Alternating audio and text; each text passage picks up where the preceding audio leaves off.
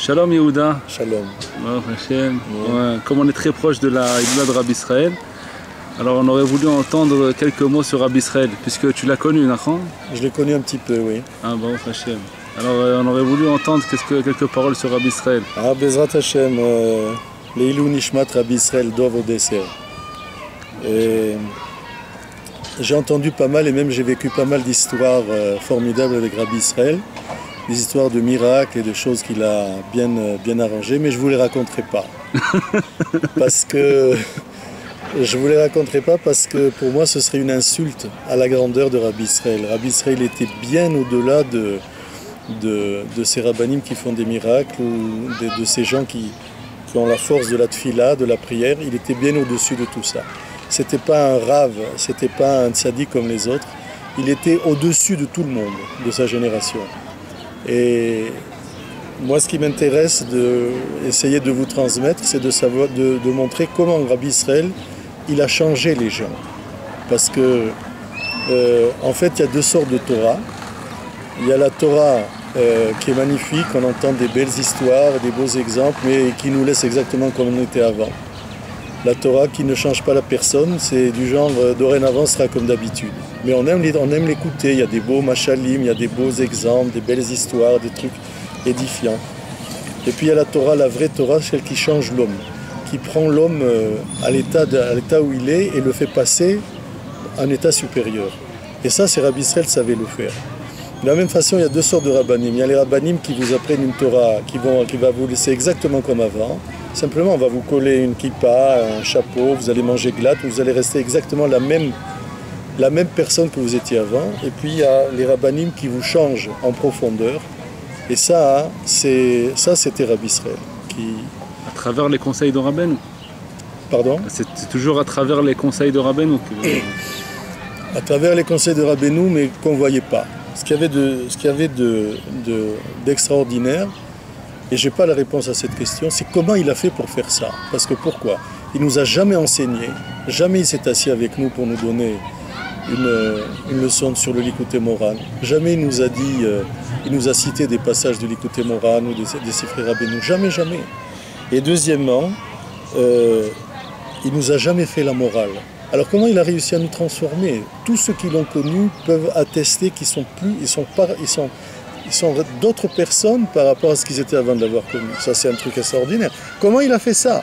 C'est comme une université de la rue, une université sans cours, sans professeur, sans examen, sans rien du tout, qui change la personne. C'est un truc absolument incroyable et j'ai pas la réponse à ça. J'ai plusieurs réponses, mais je ne vous les dirai pas parce qu'elles sont personnelles, je ne sais pas si c'est vrai. Comment il a pu réussir ce changement sans faire de cours, sans faire la morale aux gens? Comment il a pu faire ça? Je ne sais pas. Et Rabbi Israël, il était en quelque sorte un passeur de frontières. C'est-à-dire cette personne qui vous prend et vous fait passer la frontière de manière clandestine, en bravant tous les dangers, en montant les cols les plus hauts et vous fait passer sur le versant d'à côté. Il prenait les gens à l'état de chrysalide, à l'état de larve, parce que toute personne est la chrysalide de lui-même. C'est la larve de lui-même, le golem de lui-même, par rapport à l'état à laquelle il va arriver après. Quand on regarde le chemin qu'on a parcouru des années auparavant, on voit qu'on était vraiment des animaux par rapport à ce qu'on est maintenant. Ça ne veut pas dire que maintenant on est des tzadikim, loin de là, mais par rapport au chemin qu'on a fait, on voit qu'on a fait beaucoup de chemin. Rabbi Israël, c'était ça, c'était un passeur de frontières et vous faisait passer la frontière de vous-même. Ça suffisait d'arriver à côté de lui, simplement de le voir. On ressentait une irat shamaim, on ressentait on ressentait qu'on avait une émouna supérieure à ce qu'elle était avant. Mais rien, il faisait rien. Il était à côté, il vous regardait. On pouvait parler de la pluie et du beau temps. Et ça changeait tout en nous, mais on ne le voyait pas tout de suite. Puis, en dehors du fait qu'il nous apprenait donc, il augmentait chez nous la hirat shamaim, la crainte d'Hachem, la émouna. Il y a un truc aussi, ça c'est un des plus beaux cadeaux qu'il nous a fait. Il nous a appris à penser plus juste. C'est-à-dire à ne pas tomber dans les faux semblants, dans les mensonges. dans lesquels la plupart des gens sont, même ceux qui étudient la Torah, même ceux qui ont des maîtres dans la Torah, ils ont des schémas de pensée qui sont faux, très très souvent. Et Rabbi Israël, lui, il nous a montré comment penser juste, quel était le date amiti de Rabbeinu sur plusieurs sujets. C'est quoi le date? C'est quoi le date? On va dire l'esprit de connaissance, l'esprit de pouvoir tirer une leçon de choses qu'on n'a pas apprises, la faculté de pouvoir joindre deux choses. Date, ça veut dire aussi, surtout, ça veut dire discriminer, c'est-à-dire faire la différence entre deux choses. Si par exemple je mets deux points très très rapprochés sur un tableau noir, par exemple, à la craie, et que je les regarde de loin, je verrai que c'est un seul point. Mais si je m'approche, je verrai que c'est deux points bien séparés. C'est ça le date, c'est la possibilité de faire la différence entre deux choses très très proches. Et ça, Rabbi Israël, il nous a appris à le faire, il nous a donné des éléments pour le faire, mais sans jamais nous dire quoi faire. C'est ça le truc extraordinaire. Jamais on a entendu Rabbi Israël, t'as mis les tefilines, t'es allé au mikvé, t'as fait ci, t'as fait ça, rien du tout. Le simple fait d'être à côté de lui, la façon dont il nous regarde et il nous parle, c'est ça qui changeait quelque chose en nous, qui faisait un déclic. Rabbi Israël, c'était un tzaddik caché.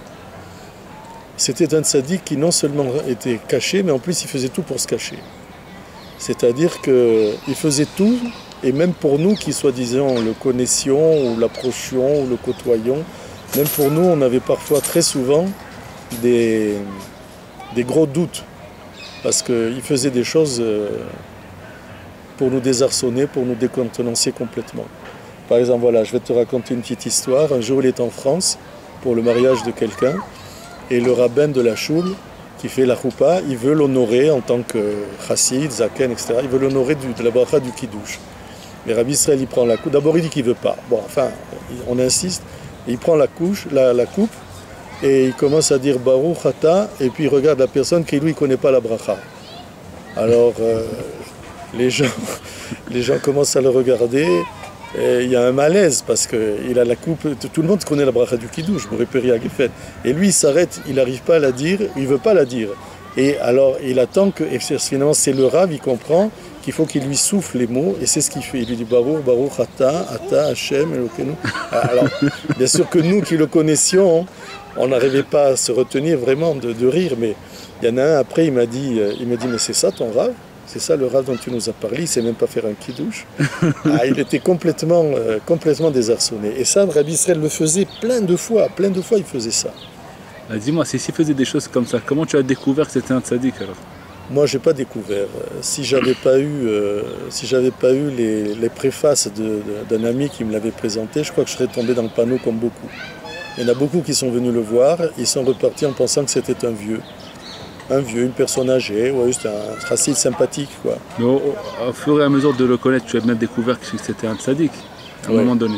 Ouais. Et comment ça s'est passé? Ça s'est passé assez vite parce que la première fois que je l'ai vu, je suis venu le voir spécialement, c'était Chol HaMoed, du Pessah, il était à Tiberia chez une de ses filles, et j'avais une question très particulière à lui poser, un dilemme de la vie, et je ne savais pas du tout parler l'hébreu, mais rien, hein. Et on a réussi à se comprendre, lui et moi, c'était extraordinaire. Un ami m'avait donné la question que j'avais voulu lui poser, il me l'avait donné enregistrée sur un magnétophone d'avant, avec les bandes là. Et alors, j'avais dit à Rabbi Israël, est-ce que vous pouvez écouter ça? Je ne sais même pas comment je lui ai dit. Et il a écouté, il a compris quelle était la question, il ne m'a pas répondu tout de suite. On est resté comme ça un jour ou deux ensemble. Et c'est peu par peu qu'il m'a donné sa réponse. Et j'ai vu que c'était une personne qui n'était pas du tout commune et qui avait un pouvoir d'abord de compréhension et d'explication. Et surtout que quand je lui avais posé cette question, une fois qu'il m'a donné la réponse, je me suis senti super soulagé. Ça veut dire que c'était quelque chose d'extraordinaire. J'ai senti que la réponse qu'il m'avait donnée, c'était exactement ce qu'il fallait que je fasse. Donc, pour se cacher, il se cachait, mais il a changé le destin de dizaines et de dizaines de personnes. Beaucoup de personnes sont montées en Eretz Israël, par exemple moi, essentiellement parce qu'il avait insisté sur ça, qu'il fallait monter en Eretz, que c'était un pays extraordinaire, il parlait des fruits d'Eretz Israël, il parlait de l'ère d'Eretz Israël, Eretz Israël, Eretz Israël. Mais sans te le dire de venir. Jamais, jamais. Un jour, je lui ai dit, mais qu'est-ce que ça veut dire les fruits d'Eretz Israël? Il y a des fruits partout, les fruits d'Eretz Israël. Qu'est-ce que ça veut dire? Il y a quelque chose de caché là-dedans. Alors il m'a regardé, il m'a dit, oui, il m'a dit, il y a des choses cachées, mais même les fruits d'Eretz Israël, ils ont un goût spécial.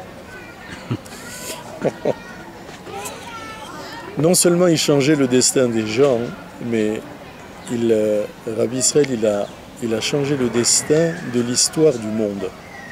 Et je vais dire pourquoi, je ne vais pas expliquer pourquoi, parce que c'est trop difficile, vous n'allez pas pouvoir l'accepter.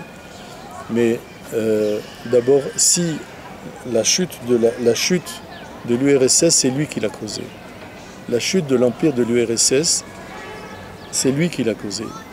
Et ça s'est passé dans des circonstances très particulières. Lui, ce qu'il voulait, Rabbi Israël, c'était que le tombeau de Rabbi Nachman soit ouvert à tout le monde. Et les Russes empêchaient. Ils nous empêchaient d'y aller. Il fallait demander des visas pour les Israéliens. Il fallait soudoyer là-bas les chauffeurs de bus, les gens du KGB. Ça coûtait de l'argent, on était poursuivis, c'était très difficile. Et lui, il a réussi à ouvrir les frontières. Il le répétait après, d'une manière voilée. Il disait... La Russie est tombée sans une seule balle qui a été tirée. En général, les révolutions, il y a toujours des morts, des coups de fusil, etc. Là, il n'y avait rien. Jusqu'à présent, c'est très difficile d'expliquer pourquoi l'URSS est tombée. Pourquoi c'est tombé? C'était très bien. Et Rabbi Israël, il répétait sans arrêt, Blishum Kadour, sans aucun tir de balle, l'URSS est tombée. Et moi, à mon avis, c'est parce qu'il a voulu ouvrir le tombeau de Rabbi Nachman. Et je sais exactement comment ça s'est passé, mais je crois que l'histoire était écrite, on ne peut pas la dire au micro. C'est quelque chose de trop... C'est du ribouillour, c'est un truc. Rabbi Israël a été mêlé aussi à la chute de Begin. C'est pas qu'il a cherché la chute de Menachem Begin, le premier ministre d'Eretz Israël, mais il avait fait quelque chose... il avait été le voir à Begin, et il lui avait demandé d'imprimer des livres et de les donner à chaque soldat du Liban pour les protéger. Et tous les jours, Rabbi Israël, il pleurait, parce que quand on lui disait qu'il y avait des soldats du Liban qui étaient tombés. Et il a dit, il faut qu'ils aient dans leur paquetage, il faut qu'ils aient Sipurei Massiot et un autre livre, je ne me rappelle plus duquel. Et Begin s'était engagé à les imprimer et à les donner aux soldats. Puis finalement, il n'a pas fait. Ça a traîné, etc., il n'a pas fait. Et Rabbi Israël lui avait écrit une lettre, etc., et à la suite de ça, lui aussi c'est pareil, ça a été très difficile tout d'un coup de savoir pourquoi Begin a abandonné le pouvoir. C'était très mal expliqué jusqu'à présent. Il a démissionné, c'est chose très rare. Et je pense qu'il n'a pas cherché à nuire à Begin, Chas v'Shalom, mais le fait qu'il a fait une promesse, Begin qui n'a pas tenu, c'est ça qui a été un facteur important dans le fait qu'il a dû abandonner le pouvoir. À mon avis, c'est moi ce que je pense. Un jour, comment il s'appelle, Aaron Patz, qui était le premier qu'il avait à la Vachalom, qui était le premier qu'il avait rencontré, que c'est Rabbi Israël, il y avait dit Aaron Patz dans la maison de vieux où il était Rabbi Israël. Il se baladait là-bas, je ne sais pas pourquoi il était là-bas, Aaron Patz. Et Rabbi Israël, il lui a dit, est-ce que tu veux une part dans la Géoula? Comme ça, de but en blanc. Est-ce que tu veux une part dans la Géoula? Il a dit, bien sûr. Il a dit, emmène-moi au mikvé. Alors il l'a emmené au mikvé, et après Rabbi Israël s'est trempé au mikvé. Il y a parlé du pétek, etc. Et alors là, Aaron Patz, il a dit, comment? Mais tu as un pétek et tu n'en parles pas, mais il faut le montrer partout, il faut le publier partout, etc., etc. Donc il était très proche, Aaron Patz, de Rabbi Israël, et Rabbi Israël lui dévoilait souvent des choses qu'il dévoilait à personne. Parce que t'as beau te cacher, t'as beau rester secret, il y a un moment donné où c'est obligé que ça sorte.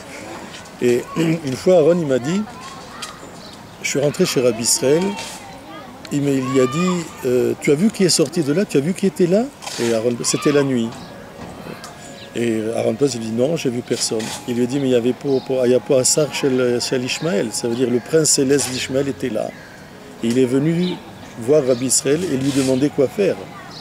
Le prince céleste de Ishmaël est venu voir Rabbi Israël dans sa petite chambre modeste, sur son petit lit. Il est venu, et Rabbi Israël lui a dit qu'est-ce qu'il fallait faire, apparemment d'après ce qu'il a raconté à Aaron, dans l'histoire des guerres entre Ishmaël et Israël, dans l'histoire des guerres qu'il y avait contre la Médinat Israël.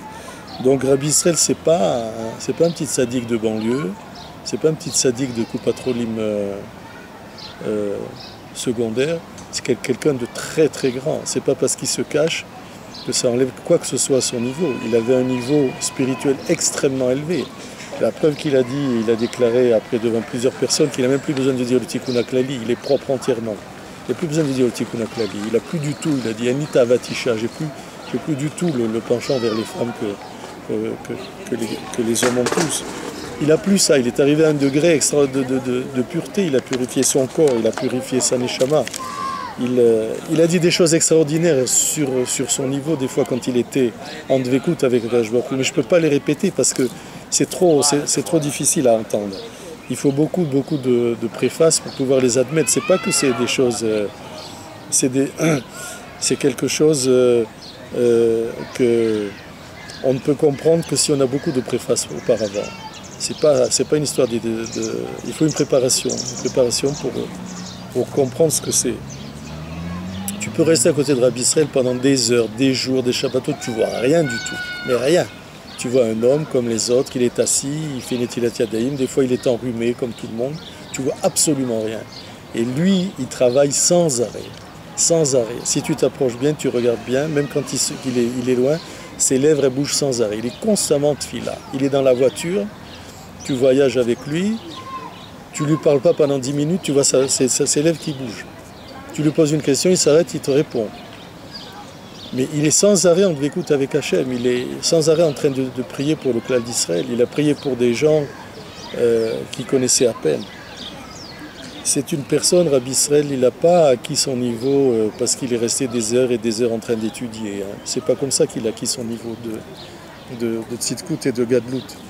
Il a acquis son niveau par les souffrances et par la tfila. C'est sûr qu'il a étudié, il était très très érudit, et j'espère qu'on va y revenir tout à l'heure. Il a énormément souffert, on l'a montré du doigt, on l'a isolé, on l'a vexé, on l'a frappé, on a humilié ses enfants, on l'a humilié, tout ça parce qu'il est devenu Breslev et qu'il ne faisait pas ce que les autres faisaient. Un jour, quelqu'un lui a dit, mais d'accord, tu as souffert, il y en a d'autres qui ont souffert, il n'y a pas que toi qui as souffert, d'autres aussi ont souffert. C'est-à-dire, Rabbi Israël, malgré son niveau extraordinaire, pour les gens qui étaient à côté de lui, on arrivait à Vonotenu, à Rabbim, à lui parler comme si c'était un ami d'enfance. C'était quelque chose d'extraordinaire. Même à son père, on ne parlait pas comme ça.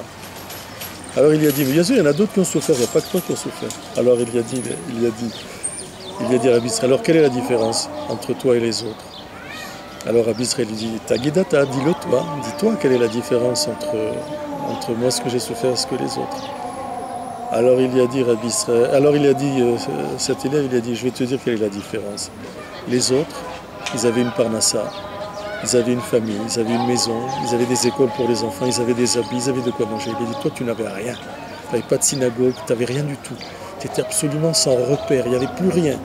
Il aurait pu être, Azé Shalom, comme on dit maintenant, un homme, comment on dit ça, un homme homeless qui n'a pas de domicile, sans domicile fixe.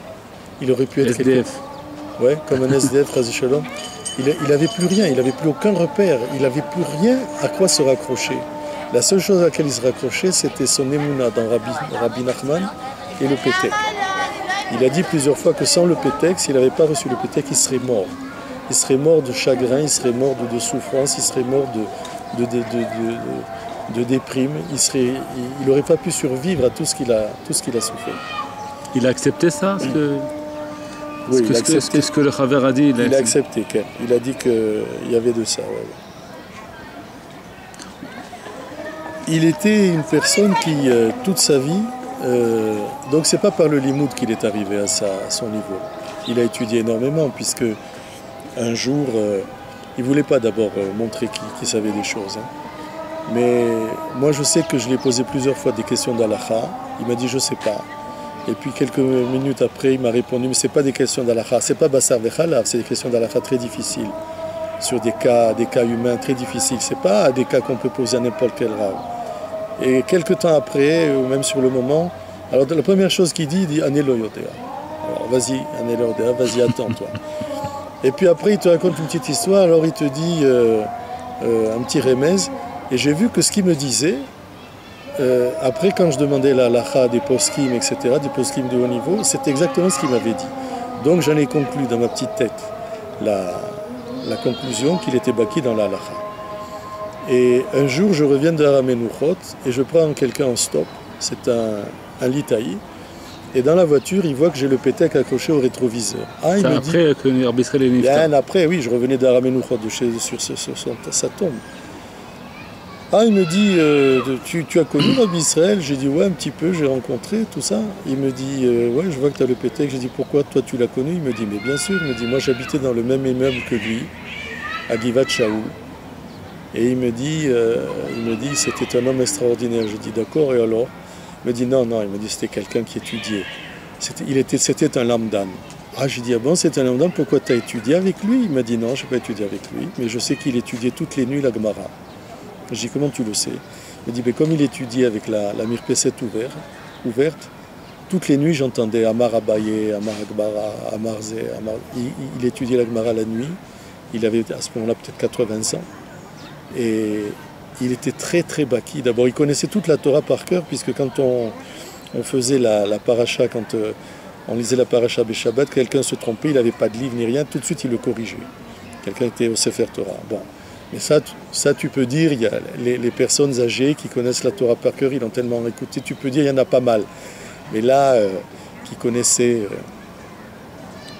la halakha à ce point-là, il avait le birour, il avait le comment on appelle ça, dis-le toi, comment on dit le birour? Le birour? Il avait la faculté de discerner entre des choses très voisines, de donner de donner la halakha ou de donner un psak, ou dans un problème humain, dans un problème de la vie, dans les dilemmes qu'on a de la vie, les dilemmes de l'existence. Il avait une façon de réfléchir, il avait une façon de trouver la solution qui était extraordinaire. Et ça, il a acquise bien sûr par le limoud, mais surtout par la tfila et par la hitbot et doute. Tous ceux qui ont pu dormir avec lui dans la même chambre voyaient qu'avant de s'endormir, il ne s'endormait pas comme ça. Il s'asseyait sur le lit, il s'adossait au mur quand il pouvait le faire, et il parlait avec Hachem avant de dormir. Il avait fait Arvit et tout, donc c'était pas Arvit qui disait. Il parlait avec Hachem, il faisait hitbot doute avant de dormir. Et ça pouvait durer longtemps, très longtemps. Et puis arrivé Chatzot, on ne sait pas comment, poum, il se levait, mais alors... Même quand on était âgé. Oui, très âgé. Mais il se levait comme un ressort. C'est pas comme nous, on bouge, on a de la peine à se lever des couvertures chaudes, etc. Lui, c'était tac. Tu le retrouvais assis, c'était assis, il fallait lui donner le kéli de Netilat Yadayim. Et alors, ça, voilà, c'était Chatzot. Tu sais pas ce qu'il disait, tu sais pas ce qu'il faisait. Jamais il montrait ce qu'il priait, jamais. Très très rare, moi je l'ai jamais entendu. Qu'il priait, la façon dont il priait, il paraît que c'était un truc extraordinaire. Moi j'ai pas pu l'entendre, mais d'autres l'ont entendu. C'était une mélodie extraordinaire. Il fallait qu'il sache qu'il est seul pour pouvoir le faire comme ça. Quand il était devant quelqu'un, il montrait pas ni comment il priait, ni sa grandeur, ni qu'il ouvrait un lit, ni rien du tout. Il montrait que c'était un homme âgé, un homme simple, qui savait rien. Il se cachait. Et c'était quelque chose de très difficile à faire parce que des fois on le poussait par des questions dans ses derniers retranchements où il y avait des gens qui lui demandaient des brachot ou qui lui demandaient des interventions divines, etc. Et même quand il le faisait, même quand ça marchait, toujours après, il avait le mot qu'il faut ou l'attitude qu'il faut pour que la personne soit complètement déboussolée et elle était dans le doute pour savoir si c'est vraiment lui qui l'a aidé ou pas. À chaque fois, alors les gens lui disaient, mais tu sais, tu as prié pour un tel, regarde, ça s'est réalisé. Il dit, ah, Baruch Hashem, Rabbeinu, c'est à quoi Rabbeinu. Lui, c'était Rabbeinu. Il n'y avait que Rabbeinu. Il n'y avait rien d'autre que Rabbeinu. Il le disait d'ailleurs, il disait, Li yeshli rak Rabbeinu. Ça veut dire, ne viens pas me parler d'autre chose, ne viens pas me parler d'autres rabbanim, ne viens pas me parler d'autres trucs. Moi, c'est que Rabbeinu. Et ça, il nous l'a laissé, je pense, en héritage. C'est quelque chose de très particulier, même dans Breslev, dans certaines tendances de Breslev, ils ont Rabbeinu, mais ils peuvent être aussi chassid d'autre chose, chassid de X, Y, Z, et en même temps être Rabbeinu à Laouman. Rabbi Israël nous a montré que ça, c'est pas ça. comment c'est possible. Alors, on est tous, il y a tous plein de rabbanim, plein de chassidouyot, plein d'admourim, plein de tzadikim. Ça veut dire ragrabez-nous, ragrabez-nous. Ça, il nous l'a laissé en héritage que il y a une hiérarchie dans les tzadikim. Les tzadikim ne sont pas tous au même niveau. Et il y en a un qui est au-dessus des autres. Celui qui est au-dessus des autres, c'est Moshe Rabbeinu. Même à l'époque de Moshe Rabbeinu, il y avait Aaron, il y avait Yoshua bin Nun, il y avait Caleb ben Yefune, il y avait plein de tzadikim d'olim, des monuments, des gens qui pouvaient faire n'importe quoi avec leur tfila. En faisant la tfila, ils obtenaient tout ce qu'ils voulaient d'Hachem. Mais malgré ça, ils étaient tous, entre guillemets, aux ordres de Moshe Rabbeinu. Ça veut dire Moshe Rabbeinu, c'était l'instance supérieure. Il ne pensait jamais être au même niveau que Moshe Rabbeinu. Aaron, par exemple, ou Yoshua bin Nun, ou Caleb ben Yefune, tous les tzadikim qu'il y avait à son époque, personne ne se mettait à la place de Moshe Rabbeinu. Le seul qui a essayé de le faire, c'est Korach, il a fini dans le Sheol Tartiyot. Mais les autres, ils savaient très bien que